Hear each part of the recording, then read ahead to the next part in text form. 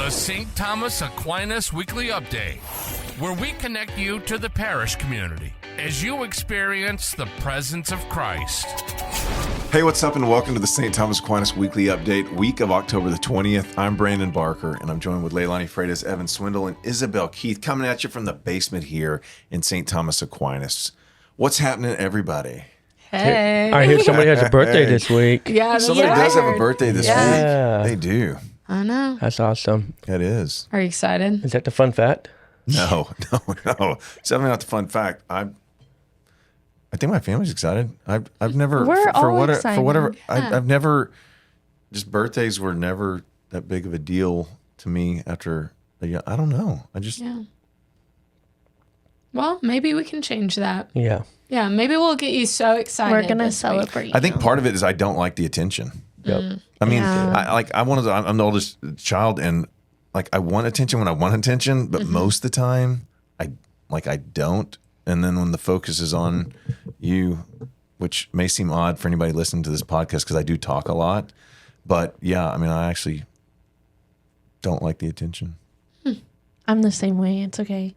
But you have to let the people around you love you and celebrate On the you. one day a year, you have Yeah. to. Yeah. No, I mean, but I think that's good advice, actually, Leilani. And it's true because sometimes we make it about us, even while trying not to make it about And it is us. about you, but Right. like, but I mean, it's not. But realizing that, and I've had conversations with friends and even priest buddies of mine that feel the same way, but their staffs or their teams or just want to celebrate, and so it's doing so because you love other people, know that that's what Right. they want to do, and realizing.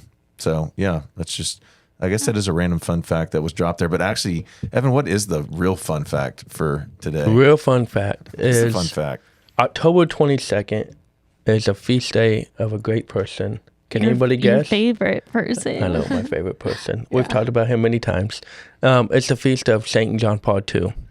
So that's a great way to celebrate. He is known for his influence, especially of course on our faith, but really the fall of communism. It's just what he did, and something that I know a lot about. That I think helped him throughout his years was also his growing up. He lived in Poland during the war and everything like that. So it really played a large role in him and his global outreach and his evangelization to the whole world during his time of being Pope. So that is our feast day and our celebration. Thank you, John Paul II. Well, so speaking of St. John Paul the Great, John Paul II, what are ways that his life has inspired maybe you all, or should inspire us, our personal lives, our parish, what sort of influence does just he and specifically, or the saints, can they or do they have? I know for me, I asked that question, but it's one of those, just the joy that we talked about this last week. For me, he just exuded such a deep joy of the faith. I mean, it seemed like wherever he went, lives were touched and changed because of just the love that he channeled and the joy. And it wasn't due to lack of suffering or lack of challenge or anything like that, but he exuded just joy. Yeah, he had a really strong presence about him. You can even look at photos of him and just be moved by that alone in the way that he encounters people with the heart of Christ. And so that's beautiful. He had a heart for the young people, and that just inspires me. And he had so much faith and confidence in them, and always speaking highly of them, and entrusting a lot to them in them, and having a lot of faith. And so that inspires me in my role here at St. Thomas, in lifting them up and calling them to greatness. And so he's just a beautiful example of that in so many ways. Yeah. I would say mine is a combination of y'all's. So just all the joy that he brought and all the love, you could really just tell by everything that he did and everything that he touched. But also the young people, the young people aren't just the future of the church. They are the church. Everybody in the church is the church. So just pouring Straight up. into them. That's what I'm talking about. Yeah. Preach, Isabel. But yeah, just like seeing the love that he gave the young people is amazing, and it's just inspiring. So, yeah. Evan? I mean, there's a lot. We only got a few minutes. know. You could talk about him for but years, really, it's just which like is his awesome. proactiveness of living the faith. Like, I think so often we look at the saints, but also our popes and leaders of our church, that they know the faith and they teach the faith. And yes, they do live the faith. But, you know, being a leader and living, it's just like life happens. But he truly like lived the faith for like your everyday person. And I think just being proactive in it, not just saying like, we talked about it last week, but like not just praying to pray and not doing this to do that, but like he truly lived into the moment and lived out everything that he taught. And the other thing is his theology of the body, like we talked about his Wednesday audience. It's like diving into that. That's something that we could always turn back to. Yeah, I'm not like a history person, but definitely giving a nod to theology of the body, like gave so much context of how the human person was created. Yes. And God's intention for us. And it's something I'm learning about right now. And it's just like, this is so amazing. And it's amazing that he had that call and followed the Spirit to put that work together for the church. And yeah, it's just beautiful. I love it. But I just want to add real quick, because I talked last week about the church fathers and how they played a huge role in me becoming, Catholic. Another one was St. John Paul II, because of his teaching on the theology of the body. And I'd just gotten married and was just trying to reconcile some things that just didn't seem to be consistent with Christianity.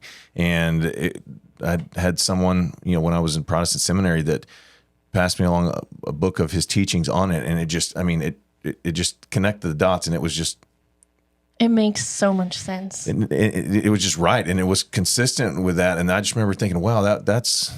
I wonder how the Pope got that one right. Like, must have got lucky. But that was kind of one of those major dominoes that came from it. We could obviously talk about St. John Paul the Great for a long time, and hopefully we'll spend the rest of our lives talking about God working through him. But now's time where we're going to talk about what's going on at St. Thomas Aquinas this week. Yeah, so you can obviously get connected and find all the events, all the ministries on our parish website. As we mentioned a few weeks ago, we have the youth ministry, faith formation, young adults, OCIA, all the Bible studies.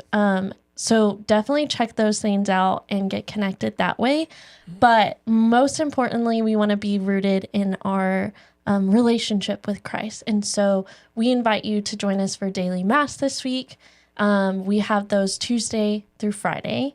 And then Sunday mass times, we have about 7. I think we have 7 mass times.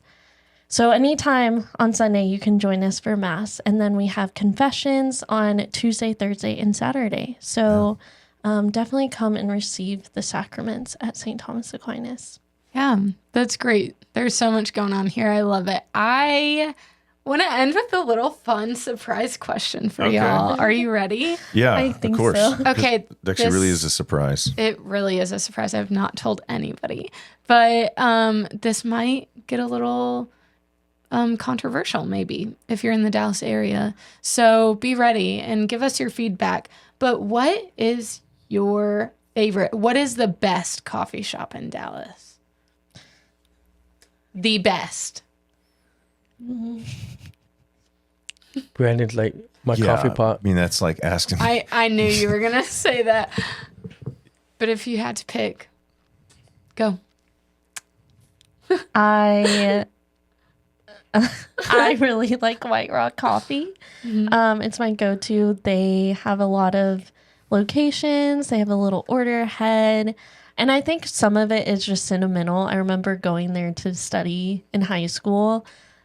So White Rock Coffee, I always try to introduce it to all my friends who've never been and convert them.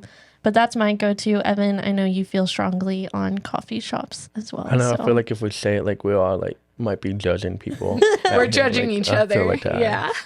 I might mind short and quick because it's the best. Period. It's called Island Coffee in Richardson. I like That's their good. coffee. Their Yeah. coffee is really good. Yeah.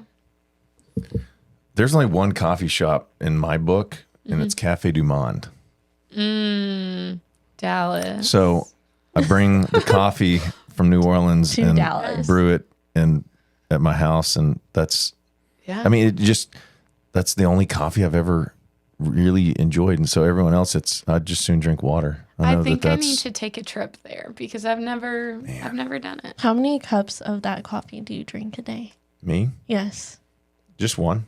Well, Okay. One big one. just I mean, it's like for a cup reference, this his it's a cup big is it's a big one. So 2 Yeah. ish. 3 maybe. It's a big one. Yeah.